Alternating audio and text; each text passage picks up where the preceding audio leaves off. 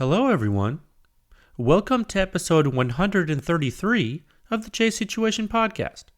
I'm recording this on October 4th, 2022. Man, I hope you're all doing well. You know, I was able to shoot at night this past weekend, which was really cool, and I was able to view Flash.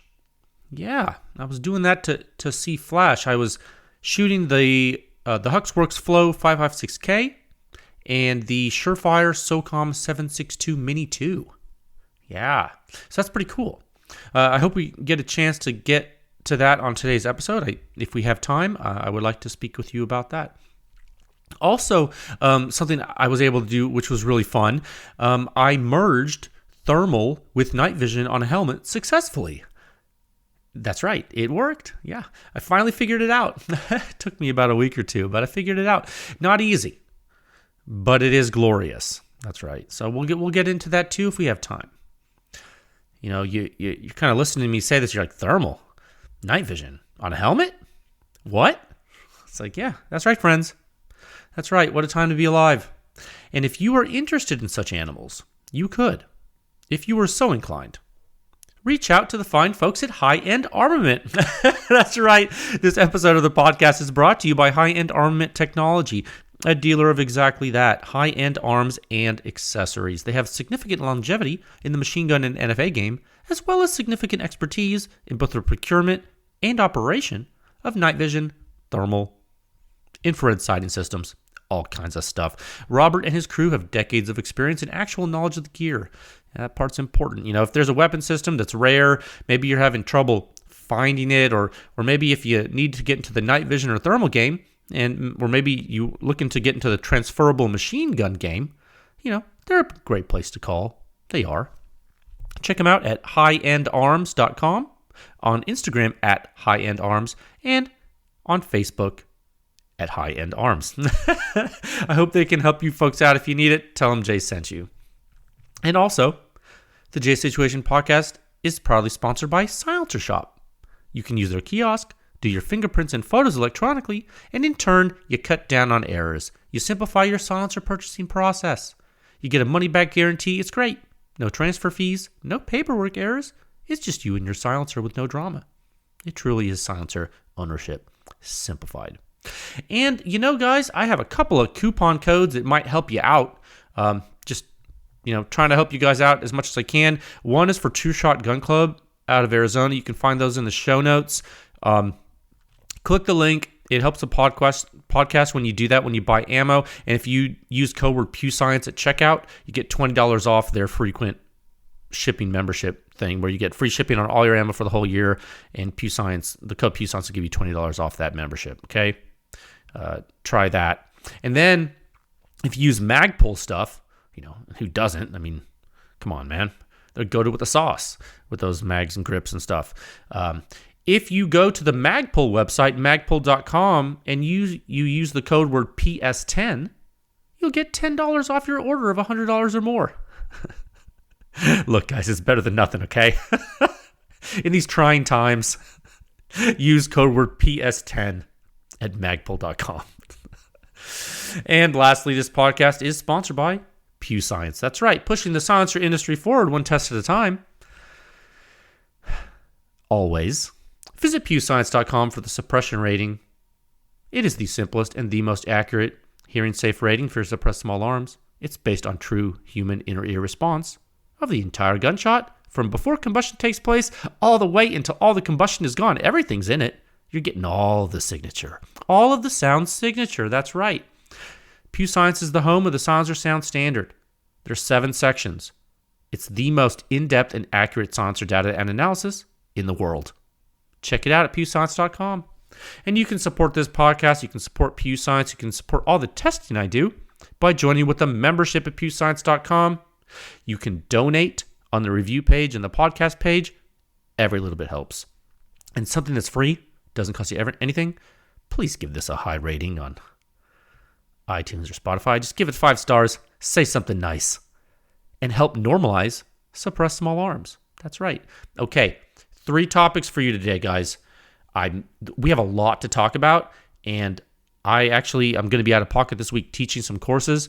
So I have to get up very early every day, and so I don't have a lot of time. But so what I'm going to do is I'm going to try to hit this as I'm going to do this justice. But just know that we are time limited. So if I miss something, we can go back and hit it next time. Cool? Okay.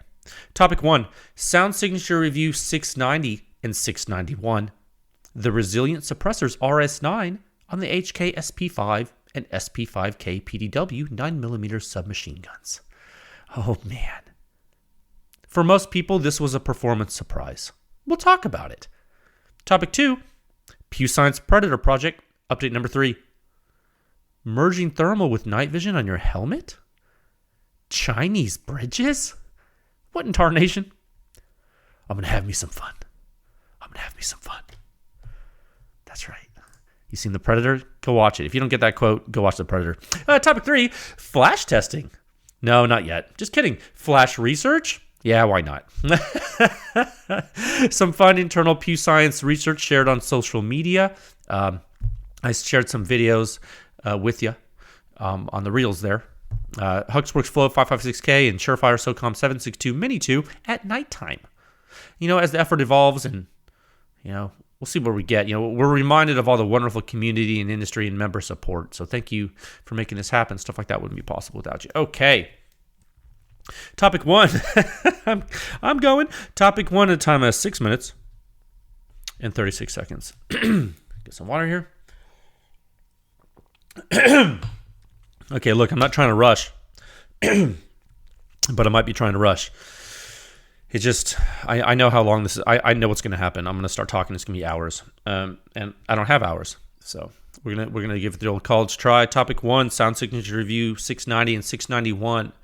Okay, Resilient Suppressors RS9. Oh man, SP5K-PDW. This was rather interesting. It was, and we used 2 host weapons, 2 reviews, 1 silencer, 2 barrel lengths. Really interesting. Probably some of the most interesting test results we've seen so far at PEW Science. Really. The behavior isn't necessarily unprecedented, but the results on these guns, I think are the first displayed ever formally in the history of suppressed small arms. I think that's true. So let's talk about it. Okay. Yeah. So Resilient Suppressors is a relatively new manufacturer, and like several of the relatively new silencer manufacturers popping up on the scene in recent years, these folks came from the organized Form 1 world. That's right. And when I say organized, I do use that term loosely, and that's not an insult to them. That's my term. But I use that term to distinguish the Form 1 community of over a decade ago with that of our current time. Okay, back in the day, we had internet forums and other communities that really helped Form 1 guys discover new methods. And nowadays, with the popularity of silencers surging, a lot of folks wanted to get into silencers in a cheaper way and in a faster way. And Form 1 became incredibly popular. It became super popular. And I think we can probably do a separate episode on that, just because there's a lot to say. But what you need to know for now is that Resilient Suppressors is a new silencer company, but they're not completely new to silencers. Okay? I hope you understand that, just at its core. Now, so you saw the RSP, which is their pistol silencer. You saw that in Sound Signature Review 687. Okay, so go check that out if you haven't. That's a relatively low back pressure pistol silencer, and it uses a couple of things to achieve that level of flow rate and sound suppression. Okay, and so today I'm going to be speaking about the RS9 that was recently reviewed by PEW Science and tested. The RS9 is larger than the RSP, but it uses an extremely similar baffle stack. Okay, so I think today this is what we're going to do. I think we'll go ahead and start with a physical and technical description of the silencer this time. I'm going to do this a little differently. Okay, so that way you can have that in your mind as we go through the data, and I think that's going to be important. Okay, and I have one on my desk right now. I actually posted a picture to an Instagram story of some of it. I disassembled it, and after shooting it this weekend, I shot it on the MP5K. I wailed on it just because I want to see what happened. I didn't have hearing protection on. My old damaged ears didn't hurt, but also like it scared me, so I put my ears on. I was like, I don't know, I don't. I know the suppressor rate. Yeah, we'll talk about that. I was like, Anyway, so I have it here in front of me. When you look at the silencer from the outside, it does look a little unique for a subgun silencer. It has that Wolverine PBS vibe in the rear, right? And the fatter OD in the aft portion of the silencer is what I'm talking about. That's for looks, but also it ends up being functional. Okay? The silencer can take a rear hub mount. Okay, that's something you got to know. So the standard mounts you would use with a variety of silencers, you could use it with this theoretically. Now, it comes with the direct thread mount. And I think, at least initially, you should use that if you're using the silencer. And the data you see in the reviews uses that mount, and the mount's special. Okay, you can see a photo of it on the RS9 page on Resilient's website. You can find that page. You can go to the sound signature review of the silencer, and I linked that in the opening paragraph. In the first paragraph of the 2 reviews, there's a link there to the RS9, okay? When you look at the direct thread mount, you can see that it has an axial protrusion into the blast chamber. And what that does is it's funneling gas into the blast chamber closer to the blast baffle. But that protrusion, that protrusion is perforated. Okay? And it's not perforated like an inertial decoupler piston in a pistol silencer will be perforated with like these with large slots or a few holes or something. Okay? It's more like it has 3 series of holes and they're drilled in almost like a helix pattern, orthogonal to the bore path. Okay? And it's through this gas dispersion path at various pressures that gives the RS9 baffle stack proper input.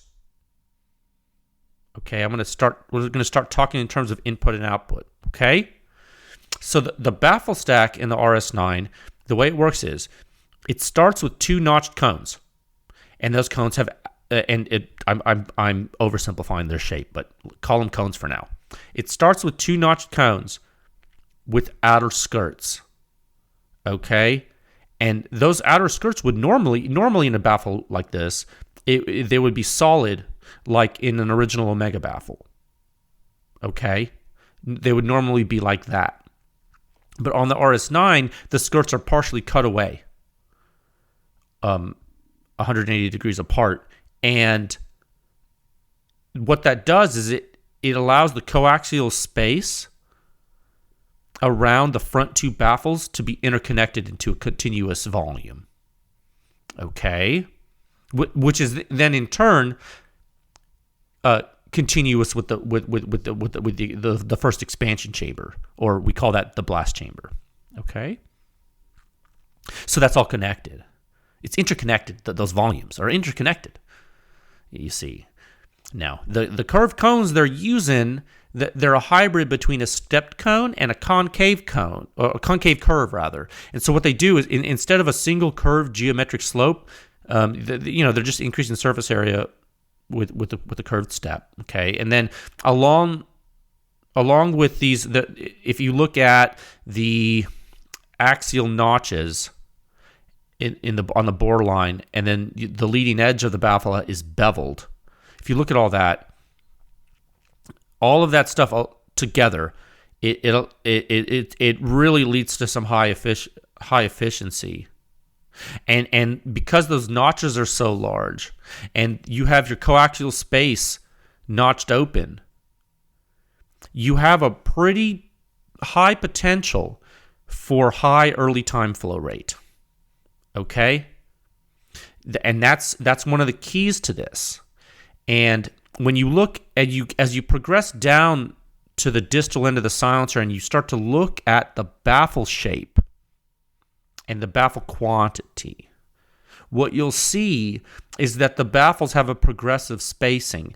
And the reason for that is because the gas velocity and flow field and the pressure field is changing.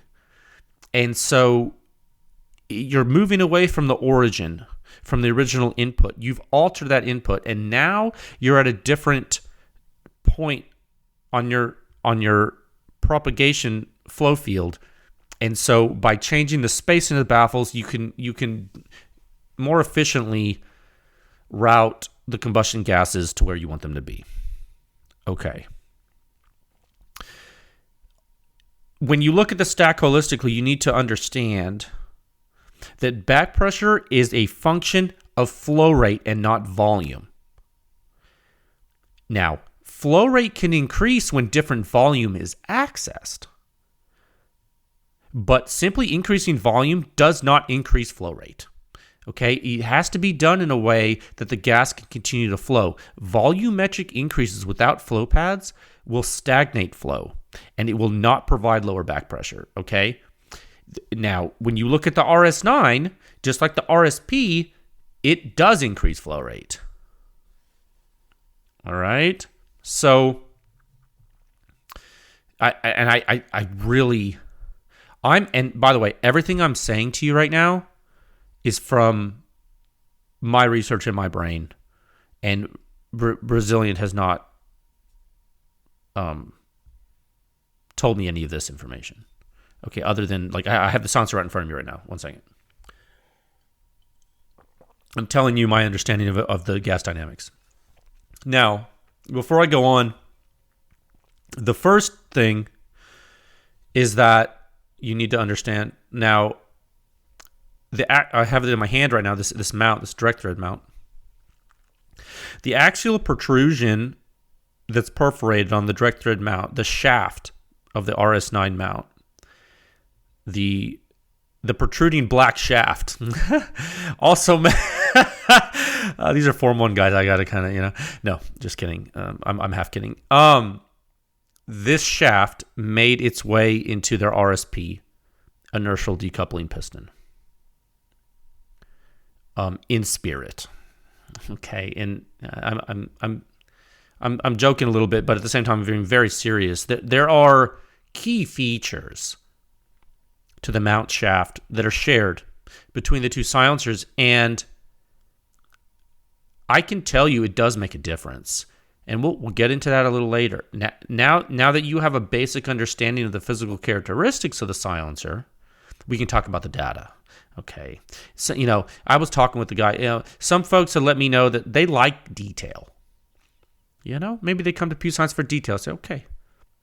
So that's why I'm giving you some detail right now. Sometimes I don't dig as deep. I have to be honest. On these podcasts, sometimes I don't go as deep when I'm not as excited about stuff, because it's like, this is episode 133. Have you ever spoken for like over an hour straight into a microphone with no editing and then done it 133 times? Chances are you haven't. Is it clinically insane? Yes. So sometimes I gotta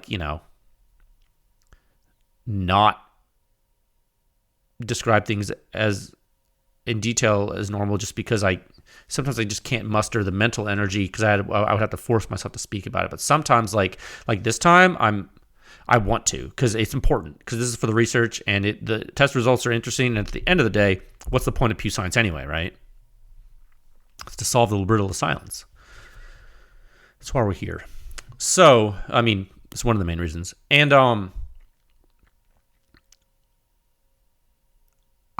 I do think, the last thing I'll say on that, I do think that this discussion is adding something, because there are some important conclusions that many people may not realize are coming, that I'm going to tell you today, and I didn't mention them in the reviews.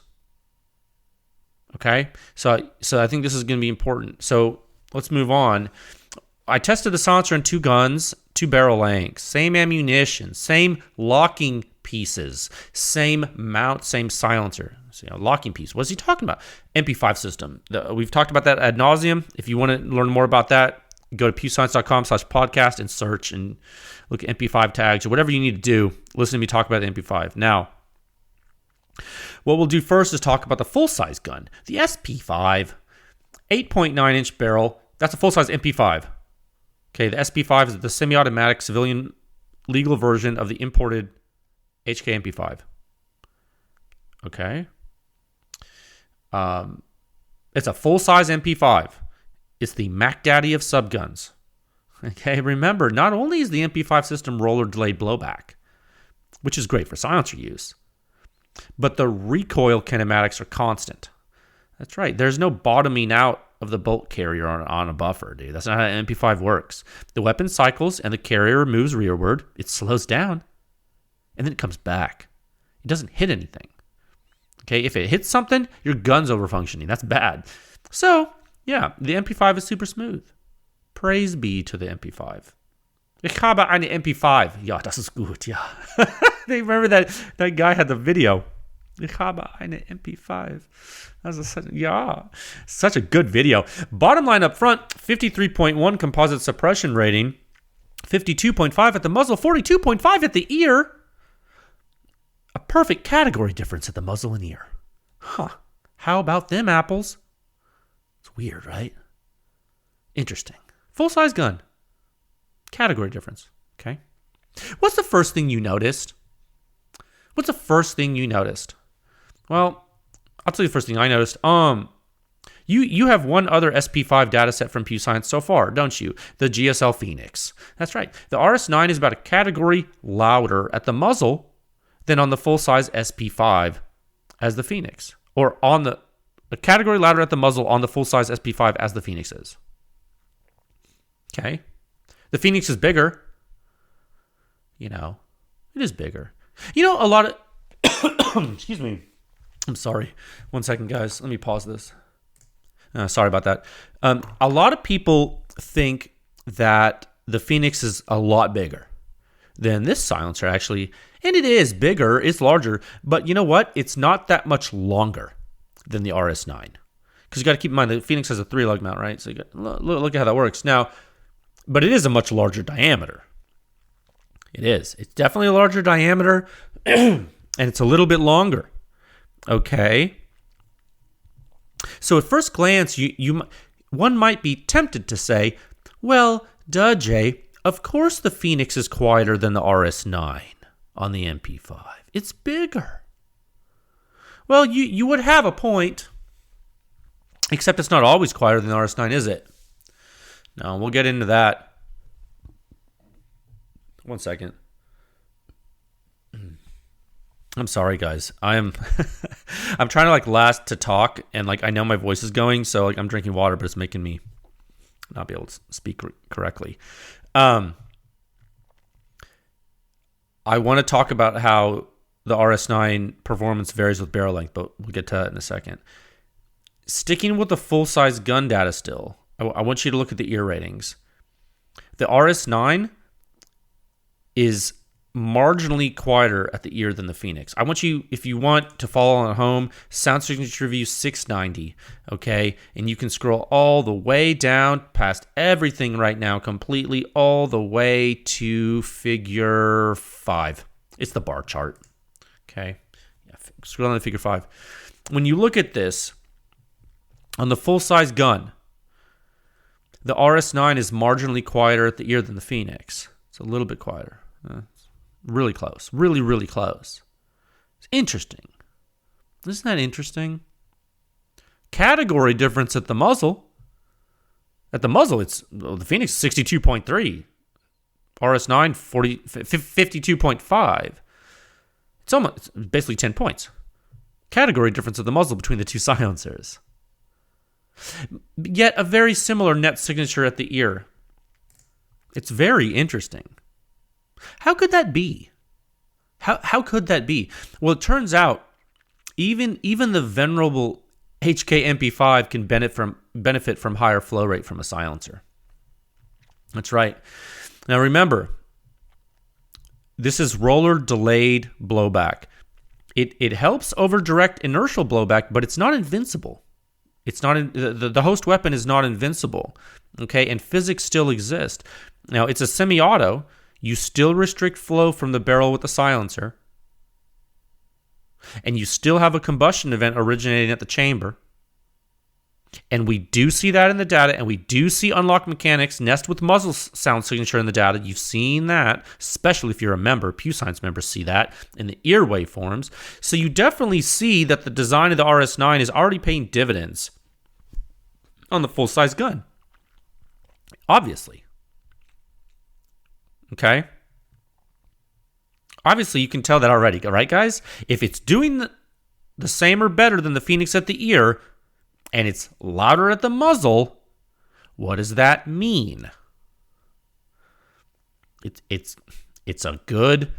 the MP5 likes it, or it likes the MP5. They like each other. It's forbidden love. Yeah, you can tell. I mean, this right here, this figure 5 is so crazy right now. You really need to look at figure 5. I mean, actually, figure 5 is like the craziest figure. It's one of the craziest figures I've ever published on my website. The information in figure 5 is insane for this review. Now, a full-size MP5 barrel is almost 9 inches long. Okay?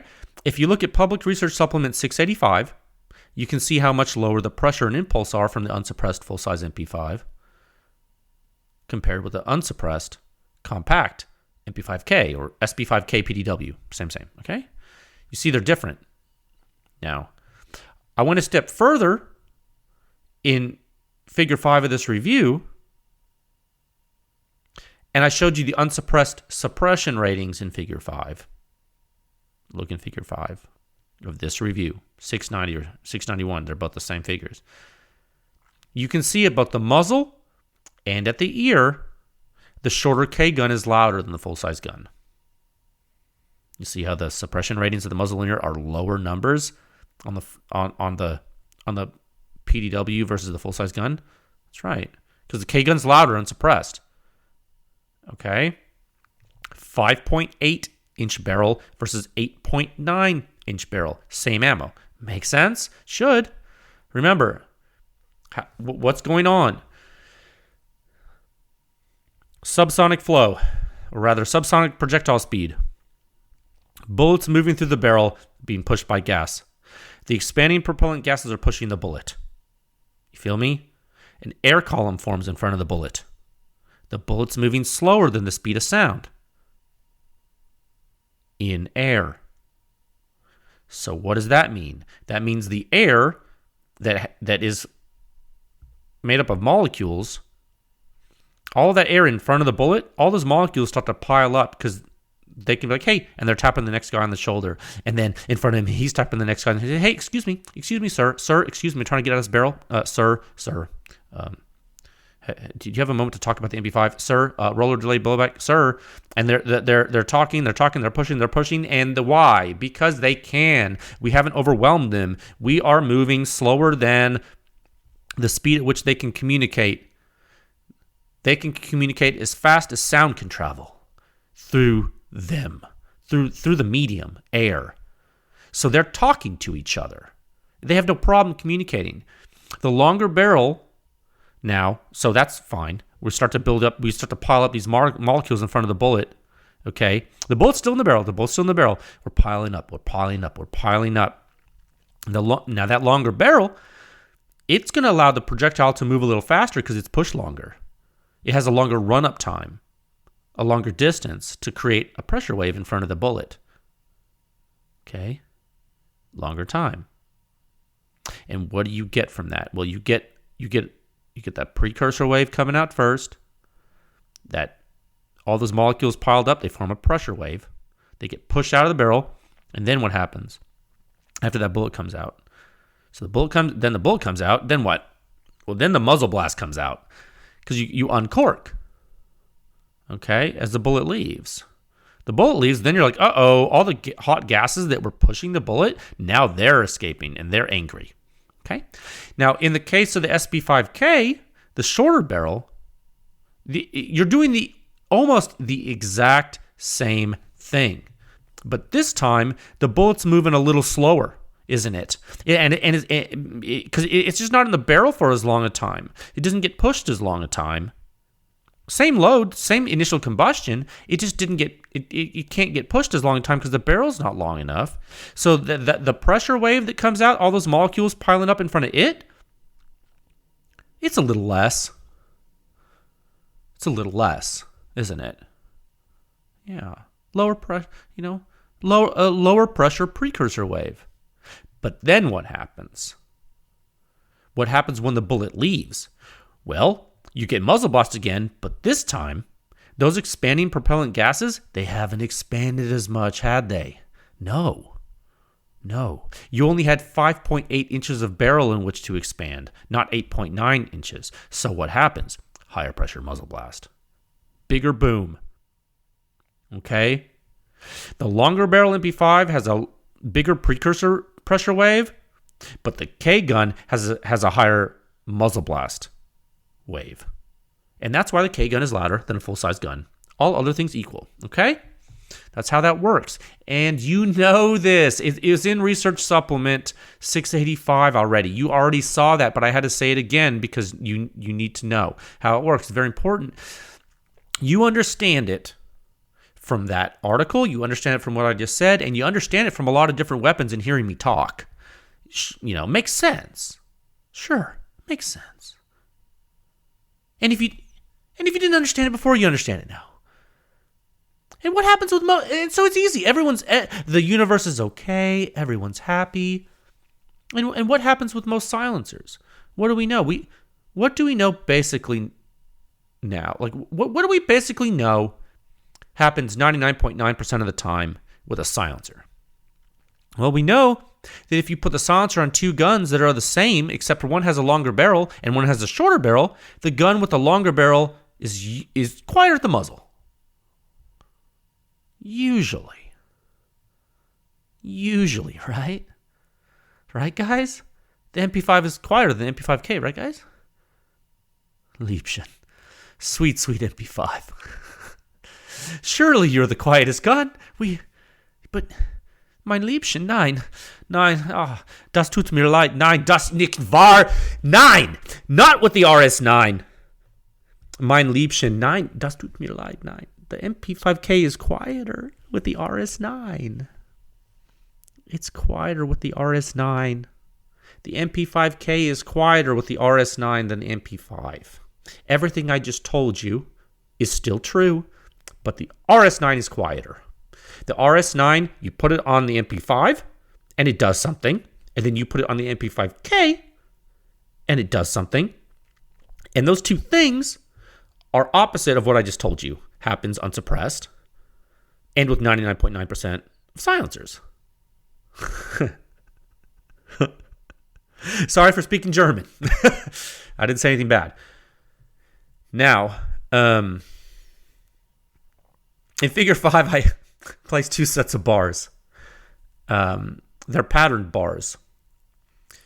They represent the full-size SP5 performance in solid-colored bars, and they represent the solid-colored bars represent MP5K performance. So just, I don't know, I know some of you might be colorblind. So the SP5 muzzle data is diagonal red. The SP5 ear data is crisscross blue. The solid colors are PDW, and red is muzzle, blue is ear, the same. So it's the same order. So if you can't, you should be able to, even if you're colorblind, just by going with the key there in the legend, you should be able to figure it out. All right.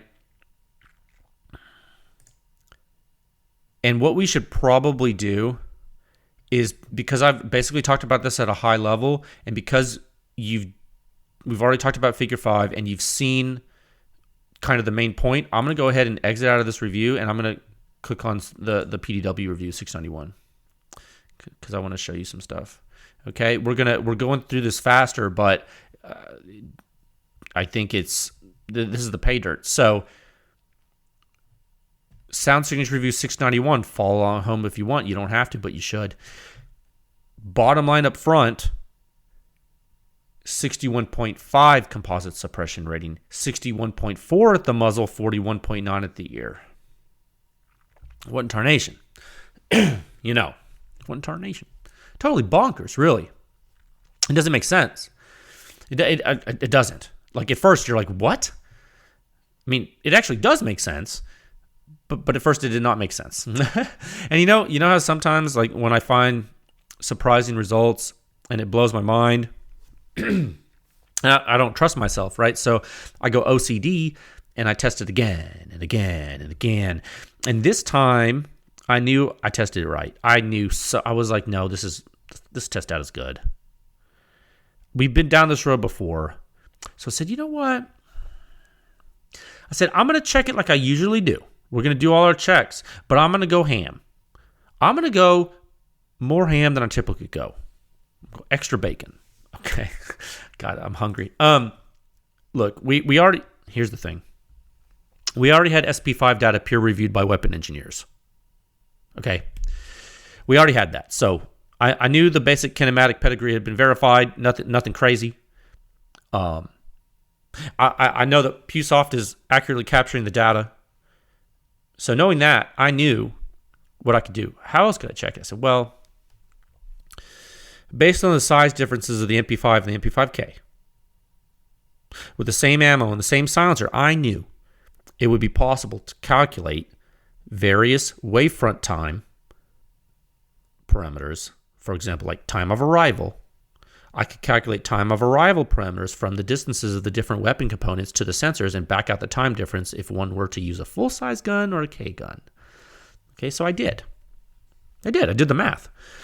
And after doing that, I'm pleased to report that if I took all of the waveforms from these two tests, that is the waveforms from review 690 with the full-size gun, and then waveforms from this review 691 with the K gun, and I took off the labels, and I put them in a hat, and I shook that up. And then you drew them out of the hat, and it gave you a calculator. You would be able to determine which waveform was from which gun. You would. Assuming you learned how to calculate it, but yeah, you got all the time in the world, right? So, everyone says that this is easy. They should be able to. Why can't they do it? I can do it. What? I thought it was easy. Yeah, you can though. So let's talk about what happens on the MP5K, on the SP5K-PDW, on the short barrel. What I did, and I think this is going to really help because it is a picture. What I did was I made comparison plots of the muzzle for you in section 6.91.3. That's right. Sometimes people ask me, why do you use the numbers? Well, it's because I like to be organized so I can reference things. If you scroll all the way down, 6.91.3, that's right. Okay. Figure 6A and 6B. They are first round pop or FRP in pressure space and impulse space, respectively, okay? That's what that shows. And then figure 7A and 7B, they're the same thing except for shot 2 instead of FRP, instead of the first shot, okay? So,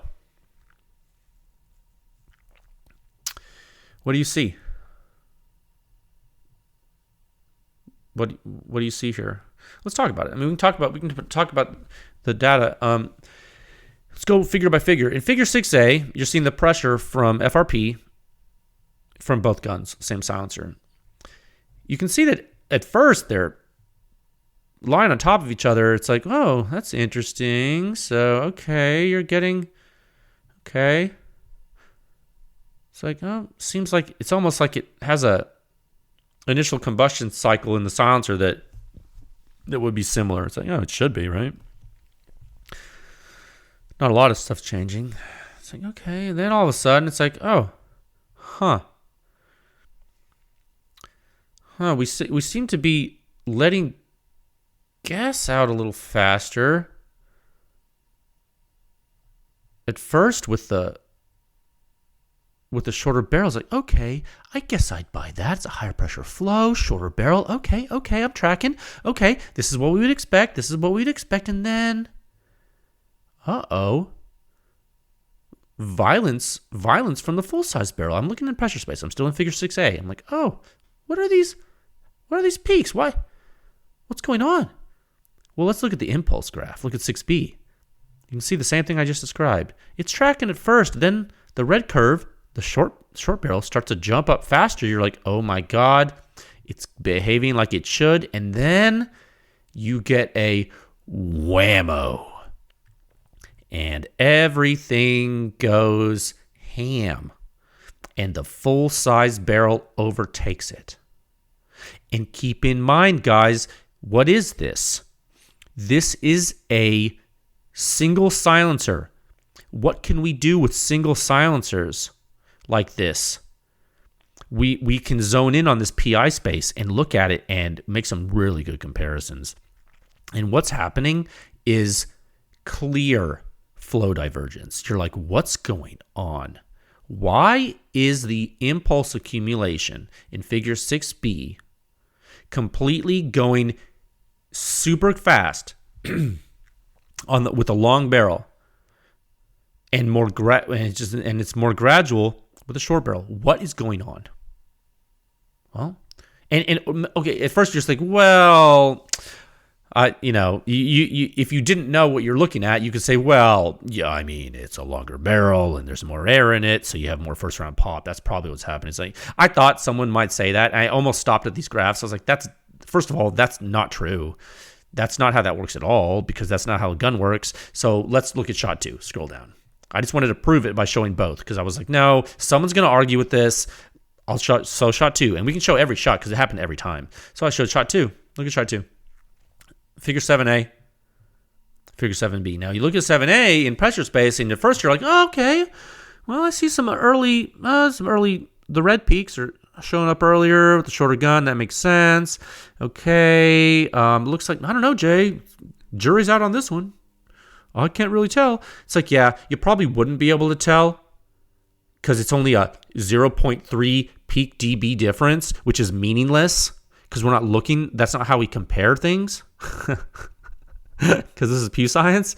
So yeah, you would be misled if you only measured peak dB, even at a megahertz, even at what, which by the way, no one's doing except for PEW Science. Even if you use PewSoft like me, if you only looked at peak pressure, you might think, oh, okay, well now it's doing the same thing. Well, now it's doing the same thing. Okay, cool. Look at the impulse now. Where's your excuse? Because look at the slopes. Look at the slopes in figure 7B. Look at the red curve from the short barrel. Gradual. It's almost constant. Really crazy, actually. It's almost like it's a constant flow gradient at a constant rate. It's almost like uniform. It's a freaking uniform flow field is what it is. And that's what the K gun. Look what happens on the full-size gun, the black curve. It's tracking at first because it's like normal stuff. And then whammo again. And it's shot 2. This isn't FRP. This is shot 2, bro. Boom. Whammo. You get a huge slope increase. What is that? What's going on?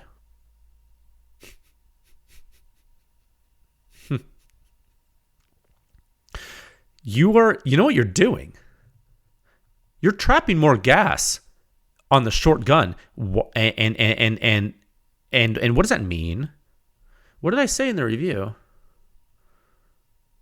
Didn't I say that? Like, if you scroll up, I know I skipped over a lot of stuff. If you scroll up to the preceding section in that review, what did I say? I said, the design of the RS9 results in increased sound suppression performance when subjected to higher muzzle pressure.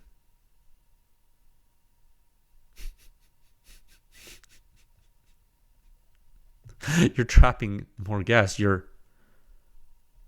trapping more gas on a shorter barrel with higher pressure.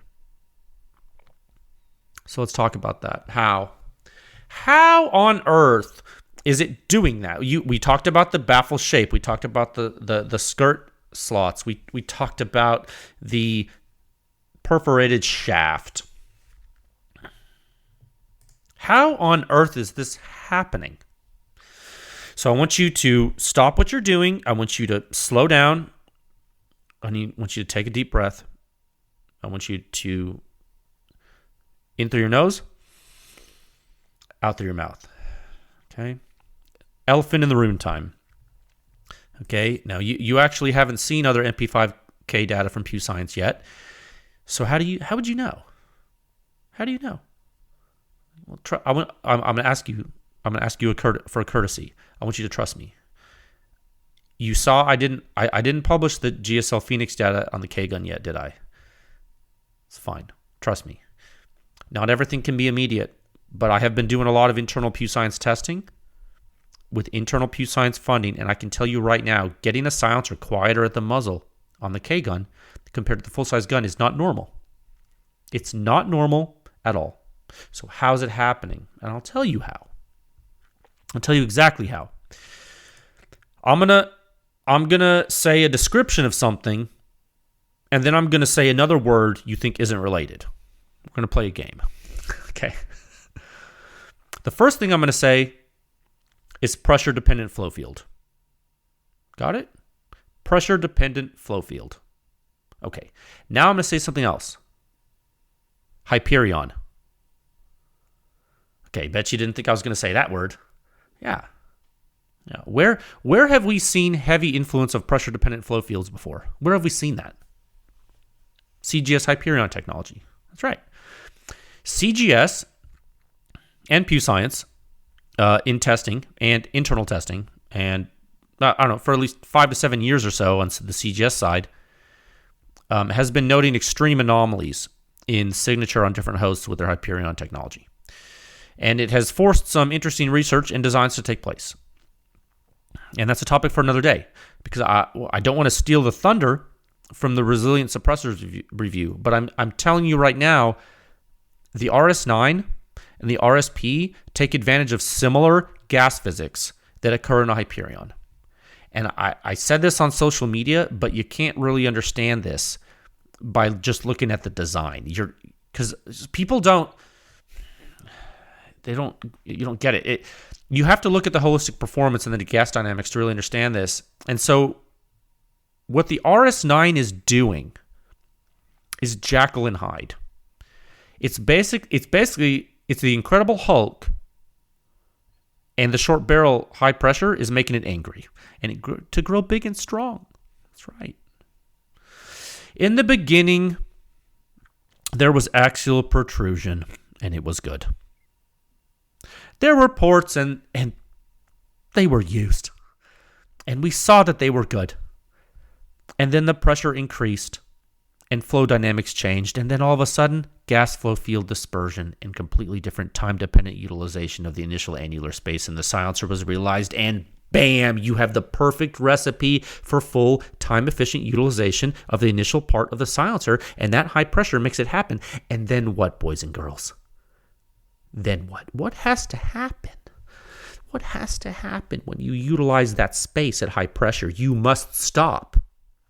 That's right. You must stop. The combustion must stop. It must slow. It must stop. It must diminish. It must drop below a critical threshold pressure prior to a certain gas travel through the silencer, such that the forward areas of the baffle stack won't be overwhelmed. That's right. Goldilocks time, baby. 9mm case is small. Combustion is high pressure uncorking from the short barrel. Efficiently uses the silencer, and by the time it's fully utilized, the pressure has dropped to such a low level that the silencer is not overwhelmed. It's just fortuitous. 9mm is a beautiful thing. It's a beautiful thing, and that's why it's so cool to use it with silencers. That's why it's so cool to use it with silencers, baby. You can kill things with it. You can suppress it, and it's cheap to practice with. It's 9mm NATO. What can't it do? I love it. I always have.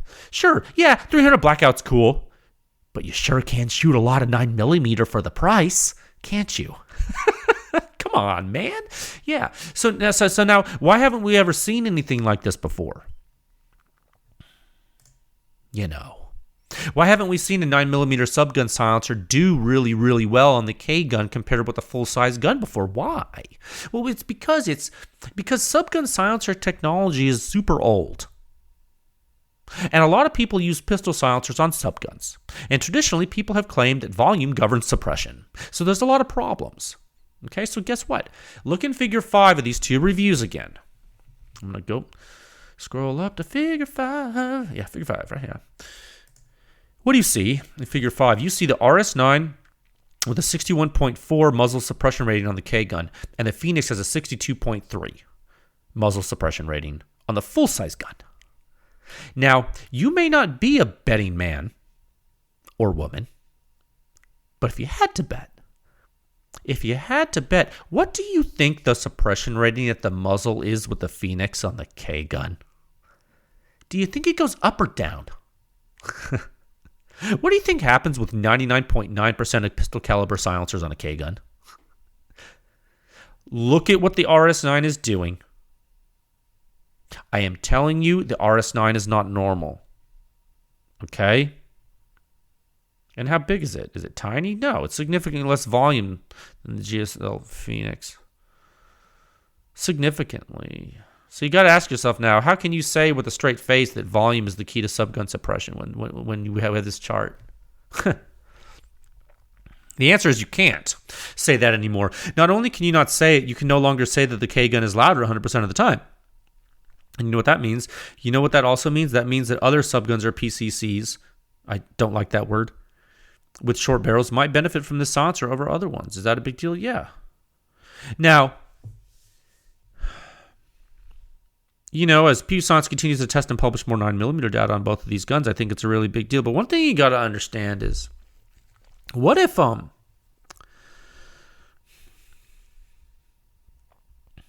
it's like, is it that the RS9 is a Wunderkind? Yeah. And it can just suppress the K gun and nothing else can? Or is it that it just only works when it works on the K gun? It needs higher pressure, so it sucks on the full size. No, it's not. No, that's not the case. That's not the case. It's louder than the Phoenix on the full size gun, but it does really well in the K gun. And so it's not necessarily that the RS9 needs high pressure for most efficient function, because it does, but it's not that's the big deal here. It's that when it gets that high pressure, it does something that other silencers with that same high pressure can't do. And that's the important part here, okay? That's the pay dirt. Because, guys, there are some absolute giants that are going to be tested by PEW Science. I don't mean in size, okay? I mean in technology and market proliferation. What do you think is going to happen? Like, once I start showing you more subgun data, what do you think is going to happen? What do you think you're going to see from some very, very, very popular silencers? What do you think you're going to see? And what technologies do they use? Do you even know that? You should. And how will they perform? All these questions and more will be answered. And it will be glorious, baby. Glorious. That's right. It's going to be awesome. Because you've never seen anything like this. Nobody has. No one's seen anything like this before. Like this type of testing and analysis for an MP5 system on 2 barrel lengths? What? Dude, this is off the chain crazy. Okay? So all in all, what do I think about the RS9 from Resilient Suppressors? People, it's funny, like the social media there, they ask you questions, say, XYZ, thoughts? Like the people is like, they'll like ask, they'll ask, like, just like say something like really lazy or like with a lot of brevity. They'll be like, nuclear war, thoughts? And I'm like, thoughts? Like, bro, you want me to write an essay? So, like, yeah, I have a thought. Bad. No, but so what are my thoughts on the Resilient? I'm just joking. The Resilient Suppressors RS9. Well, I don't know. What do you think? I turn that back on you. I mean, the data's there. The analysis is there. Go read it if you haven't. This thing, look, the silencer's not that heavy. It's not that big. 17.4 baffle stack. You can take it apart. It's quieter on a K gun than a full-size gun. The back pressure isn't super high. It's cool. Now, I want you to know something that's really important. Word of warning. If you want to change the mount, go wild. Get down with your bad self, man. Change that mount. Do dumb things. But guess what? You put a 3-lug mount on this silencer, and your performance is not going to be what it was with this direct thread mount. Trust me, dude. It's not. Sorry. Do not pass go. Do not collect $200. That's right. Mounts matter. And on some designs, they're everything. And remember what happens during high-pressure flow with the RS9. It needs dispersion. It needs flow field input with a pressure and time regime that are congruent with the entrance through the skirts. It needs its mount. It needs its mount. Don't take the mount away from the silencer. It needs it. Use the direct thread mount if you want this K-gun performance, okay? We can talk about the permutations sometime with different mounts, with the silencer and different barrel lengths, but I think we're out of time with this topic. I think we're about 55 minutes in, yeah. We're out of time with this topic for today, but thank you, Resilient Suppressors. Thank you. Thank you for trusting me to perform the work. Thank you for making some neat silencers. Thank you for being a PEW Science client. I appreciate it. I think the world now sees your stuff. And I think perhaps some industry folks should pay attention if they have not already. And I know I am. So good job, Tyler and Brad. You did a neat thing for subgun lovers everywhere. And I applaud you. Topic 2 at a time of 55 minutes and 47 seconds. Oh, we did it. Let me get a drink of water. Making some good time. I'm already up too late. Man, I got to get up so early, it's not even funny. It's like one of those things where it's like, getting up that early? The birds aren't even awake yet, bro. I know. It's terrible. Topic 2, PEW Science Predator Project update number 3. Merging thermal with night vision on your helmet. Chinese bridges. What in tarnation? You guys seen Predator, right? When, who was that dang actor? That black dude who, like, dry shaved his face. And then, like, he, everyone's dying around him and he's, like, losing his mind. So he's, like, got his, I think he had a belt fed and he's, like, at this point, he's, like, having a nervous breakdown and he's just, like, going to the jungle to get murdered. But, what he's trying to do is kill the Predator. And he's walking down the little embankment. He's like, I'm going to have me some fun. He starts. I had some fun this weekend. Look, it's a short topic because of the time we have today. I'm going to revisit it again later. But I told you guys before that I was having trouble merging a PVS 14 night vision on one eye and thermal on the other eye. I was having problems. It's not a happy camper. I was seeing double. I tried white phosphor, green phosphor, Voodoo S, Skeet IR, Skeeter L. I tried them all on both eyes, every permutation. I could merge the two 14s, no problem. Easy to merge the thermals, no problem. Not easy to merge the 14 with the thermals. So I started playing. I played around with the mounts and the bridges, and I spoke with a gentleman named Nick Chen. He's a guy that sometimes writes for the Firearm blog about thermal. Some of you know him. Some of you might know him. He's a good guy. Check him out on Instagram. He's a nice fella. Anyway, he was telling me, we're exchanging some DMs as it were. He was telling me that collimation of a 14 and a thermal can be tricky. And he said it's often luck. I said, I feel lucky. He suggested that I try to rotate the internals of the PVS 14 in the housing. And that sounded absolutely insane to me. And if you've seen what Nick posted, I believed him to be insane. And not literally, but sort of. And then, first of all, okay, for one, I don't have the tools for that. Two, I don't have the time for that. Like, I'm not gonna break my PVS, my L3 white phosphor unfilmed PVS 14. I'm not breaking it, bro. It's like really good. So I was like, okay, I'm not, So I put on my thinking cap and I was like, well, lo and behold, what do I have? I said, well, I got the Knight's Armament. I got the KVC obverse shoe set, homie. That's right. I spent a lot of money on it. I'm not proud of that, but the person selling it sure was. The KVC obverse shoe set allows you to, what you can do is you can install a PVS 14 monocular into this clamp. It's a ring clamp. And then it has a little dovetail that can go into your RQE bridge. That's cool. And the cool thing about the ring clamp is that ring clamps allow rotation. That's right. So that's exactly what I did. And what did it do? Boy, oh boy, oh boy, oh boy, oh boy. Guess what? It worked with the Voodoo S. That's right. Oh my God. Remember, guys, night vision, in the traditional sense, it's analog. It's analog. So you're looking, like whenever you turn on night vision, it's like, bing, you can hear it. It's like an old TV, man. It's cathode ray tube crazy, like tubes. And it's crazy. You're looking through lenses in a housing, and that housing is connected to your bridge or your J-arm or the hell you're using. But if that you know what if that lens assembly, the ocular lens, the objective lens, what if that lens has an axial divergence with the housing in ocular space? What if there's some kind of optical misalignment or focus? What do you think that could happen? That you could have some kind of misalignment with the housing and the ocular path of a analog lens assembly? Absolutely. Absolutely. Thermals are different in a way. You do have a germanium lens to gather long wave infrared. But what are you looking at on the thermal? You're looking at a piece of electronics, dude. You're pointed in front of you. You're watching television. You're watching TV in front of your eye. And the screen's facing your eye, and so you're looking at whatever the screen's showing you. And that objective is going to show you a field of view.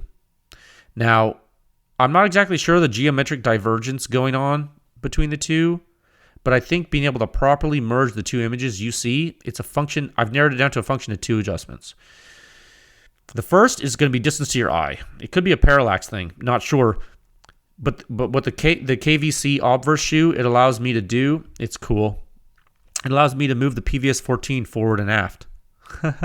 It does. It's handy. The second thing it allows me to do, like I told you before, it allows axial rotation. That's right. The shoe lets me do that ring clamp. I can rotate it around. So, how did I do it? Well, first I aligned it perfectly with the eyepiece of the Voodoo S. Forward and aft, that is, right? So then I rotated the sight to another position, one that would allow the PVS-14 and the Voodoo to fit side by side together easily, just because. So what I was doing, I had the Voodoo S on my left eye. And the reason I had this on this particular day, I'm using, it's my preferred location because first of all, the Voodoo S is upside down because it's hanging from a helmet bridge.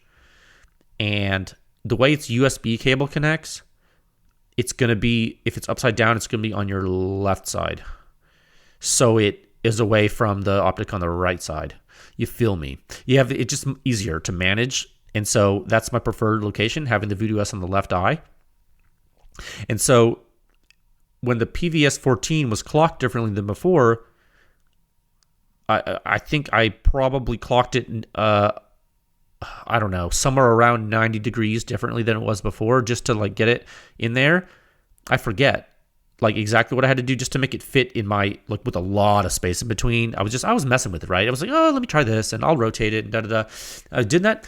When I did it, I turned it on at night, I looked out, and I was like, oh my God, it's working. Oh my God, it's working. So how did I verify it? I was like, well, shoot, man. I started looking at stuff, and I was like, whoa. At first, I was confused. I was like, wait a minute. Because when you have it adjusted right, when you have it when they're the same distance to your face and it's rotated and everything's just dialed in and adjusted, it confuses you. You're like, whoa.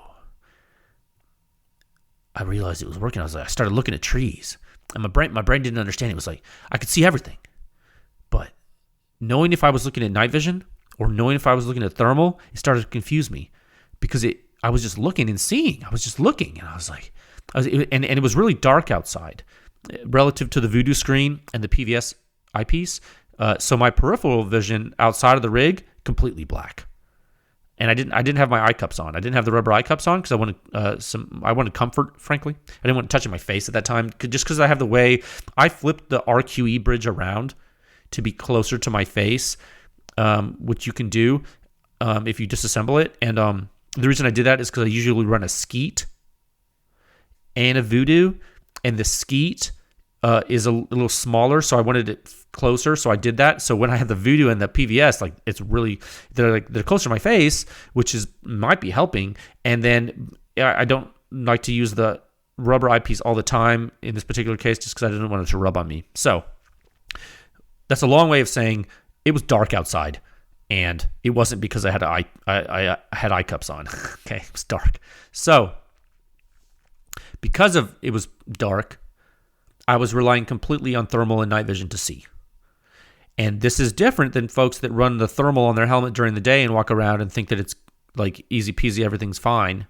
Well, those guys have peripheral vision and they can kind of like see their feet moving when they look down, and because it's daytime. But when it's nighttime, you're in the true test. Yes. So remember how I described the Skeeter L and the Voodoo S side by side in tandem? This was like that, but with a way bigger field of view that isn't as useful for identification. But it's really great for navigation. It's interesting because you got your PVS-14, bigger field of view than thermal, right? Because it's analog optic. So I had that going for me on my right eye, but my left eye, I had my Voodoo S small box.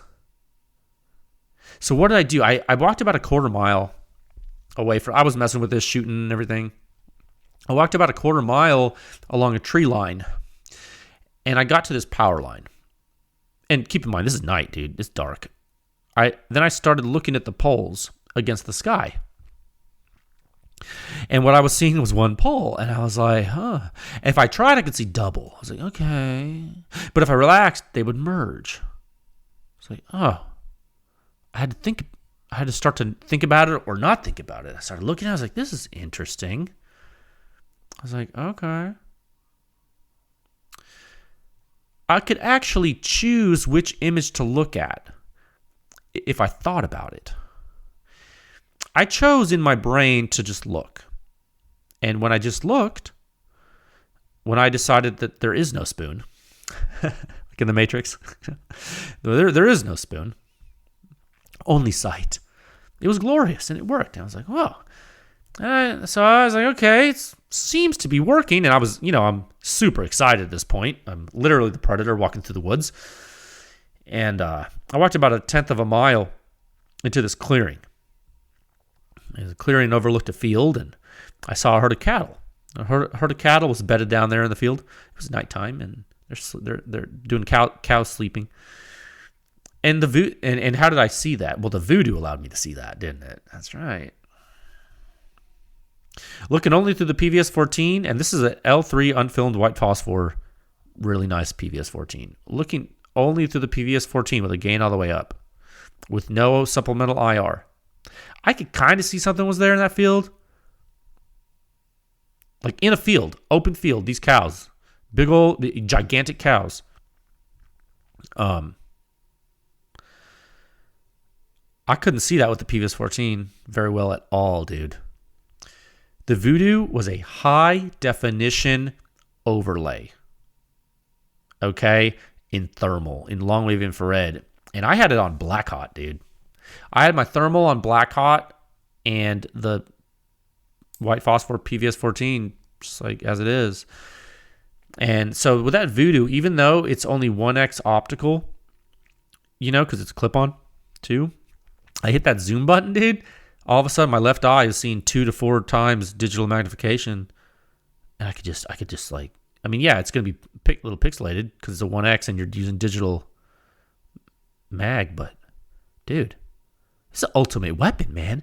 I was like walking around. I hit the zoom button, like I just reach up with my left hand, boop boop, because I'm running the Voodoo S on the USB battery pack on my helmet as a counterweight. So like I don't have to worry about battery power, dude. Like this thing's kind of power hungry. Like you're gonna get like only a couple hours of use out of like a CR123. Like a PVS-14, it'll run on like a AA lithium for like a long time. But like the Voodoo S with the CR123, it's gonna run a couple hours. Well, when you have a USB battery pack, dude, you're running like forever in this thing. So I'm like looking around, I'm like shooting I'm hitting zoom to I have visual augmentation now. I'm like walking around with predator vision, and my left eye, not only is it seeing everything because it's thermal, I'm zooming in on stuff to I'm like, enhance. It's crazy, dude. It's crazy. What I did, I found myself walking around and navigating in typical night vision fashion, right? So you gotta be mindful of your steps, but you still got that decent field of view, right, with the night vision. But I had this insane detection power at a high resolution. with the Voodoo, because it was basically just creating this box in the middle of my field of view that nothing could escape. And not only could I see life, the heat of life, not only that could I see, but because the Voodoo is such a good thermal, it was a high definition view of my surroundings in that box. So like the peripheral vision was less detailed because it was just night vision, but you still get the field of on my right eye. On my left eye, I didn't have peripheral vision. Okay, you feel me? That's an important part. My left eye didn't have peripheral vision, but my right eye had some more, because it has the larger, and it doesn't have perfect peripheral vision, but it has way more than my left. Okay, because the field of view is bigger. So that field of view is less detailed on my right eye because it's night vision. But you can use that for navigation. So it's hard to explain exactly unless you do it. But if you could picture, like, you close your left eye and you just have your right eye, and your right eye can see like through a tunnel, and that tunnel is good enough to like walk around if you're careful. Then open your left eye, and what you see is all of a sudden there's a box right in front of you. It's a rectangle, and it's like in the middle of your screen, like a computer monitor, but like smaller than your whole field of view. That's thermal. That's the Voodoo. And it's like seeing God. You're basically like, you look around, you're like, when you have both eyes open, it's like you see a tunnel, but you have your other eye is looking at thermal. So you're like, when you look, you just relax your eyes and you look, like I could look at the trees and I could see every leaf, but not, because like every leaf was being seen by the thermal, and then obviously the night vision is not as detailed, but I could still see that. So it's like, if I thought about it, like I wasn't really looking at a detailed tree, but then when I didn't think about it, I was. And I was like, whoa, this blew my mind, bro. It was crazy. So I'm pleased to report it works, is my story here. Now, what do you need to make this happen? Is it going to be easy? No, it's not. It's not going to be cheap either. Now, I think here's your options. Your options are KVC obverse shoe to get the clip into the RQE bridge. Or some other mount that allows you to rotate a PVS 14, or your luck that your 14 merges easily. And it might. It might depend on the distance from your eye or your particular 14 and its housing, not sure. Last resort, I bet you could get the tools to mess with the 14, but don't break it. You probably need some expertise for it too, so maybe talk to a night vision company. I don't know. I don't know. That's part of the fun, right? Getting this stuff to work. There's other ways to do it too, and some of the cheaper thermals allow you to move images, supposedly. I haven't messed with that. I don't know. I think it works well, and I look forward to discussing it with you more. I really do. And by the way, I almost forgot. To those of you who are looking for an RQE bridge, you can't find them right now, and I don't know if you're going to be able to find them ever again. I'm not sure.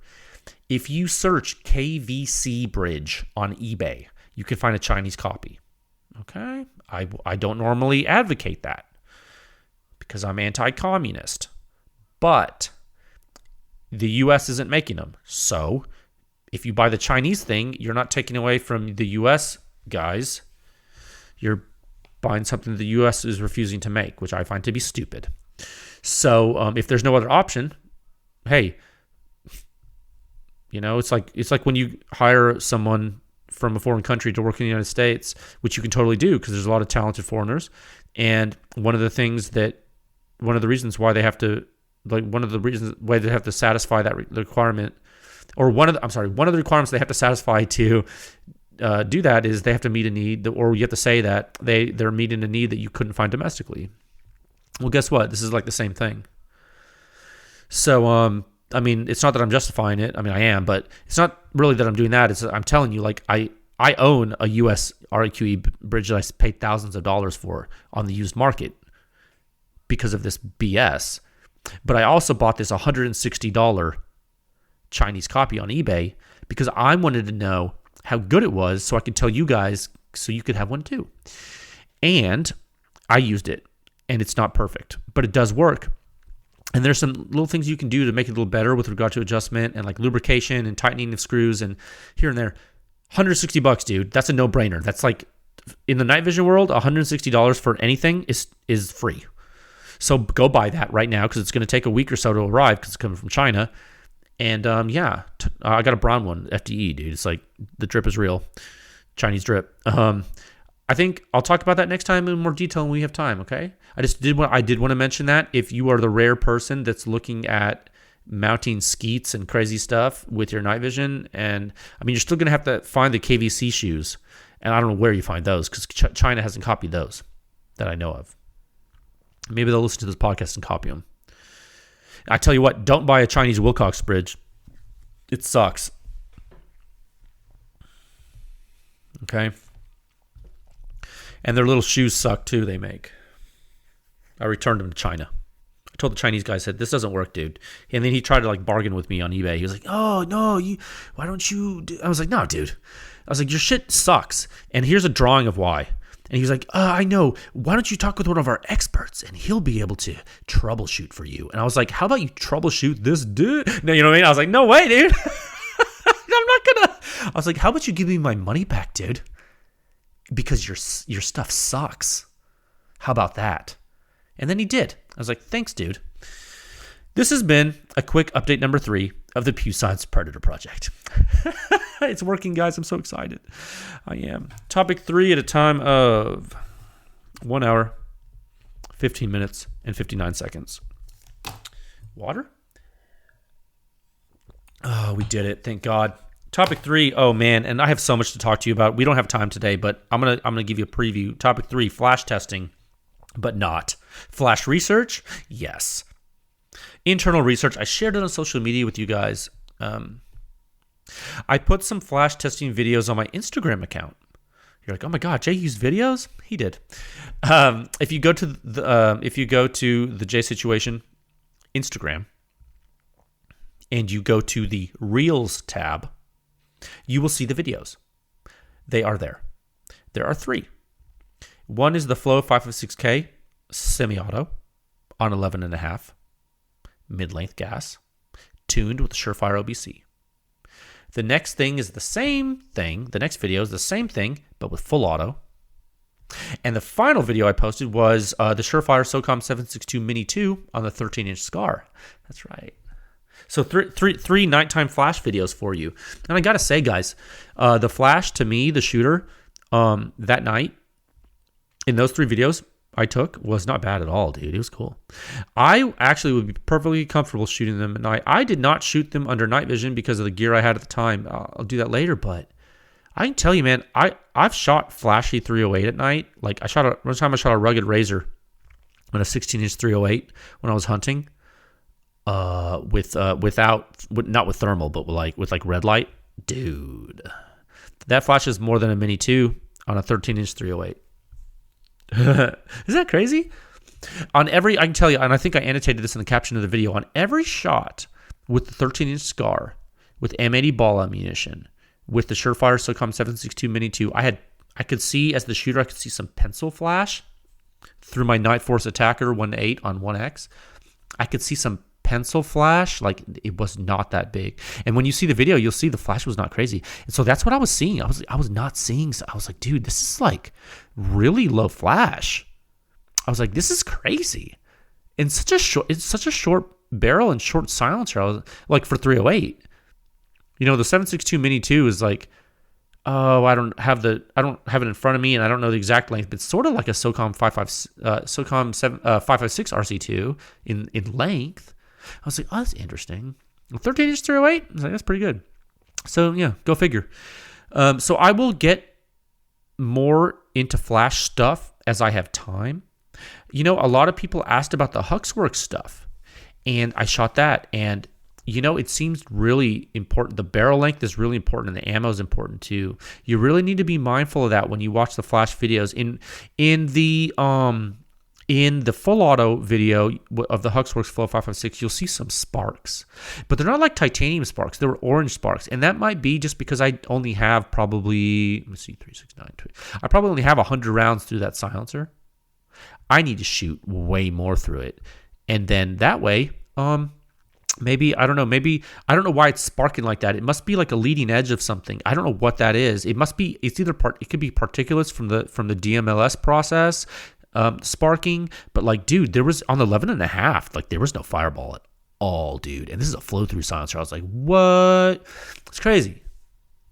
Now, it's probably more with the Mark 18. It's probably more than with 10.3. But I don't really shoot that gun a lot because it's like a test host, and I don't want to mess it up. Because I only have one. I guess I need to get another 10.3, but then every time I want to get another 10.3 just to mess with, I'm like, I don't like it. I like my 11.5s. They're just so much better. Like 11.5, you get more velocity, but really you're taming the combustion more because it's like a little bit over an inch more time for the expanding gases and propellant to burn, and it's still not optimal, but it's, dude, 11.5 inches is so much better for sound and flash than the Mark 18, dude. So anyway, that's what I shot, and I did a semi-auto and full auto, and that was fun. So I hope that the videos help. Again, be mindful when you watch those. Be mindful when you watch all flash videos that people post. The way it's filmed, the way the ammo, the gun, scrutinize everything. Don't take it at face value, okay? It's important, okay? We got to figure it out together, and I'm going to help you as I can, okay? All right. So thank you to all the members for making all this happen. You know, I wouldn't be able to go out and do stuff like that if it wasn't for you. I do appreciate that. And I will be back with you very soon. Okay, we'll be back with some really great data that I think a lot of people are waiting for. That's not going to be this week. That's going to be the following week. Okay, so for now, stay safe out there, friends. Thanks for listening. I hope this episode was informative. Email me your questions, and I'll be back. Thanks for listening. Bye, guys.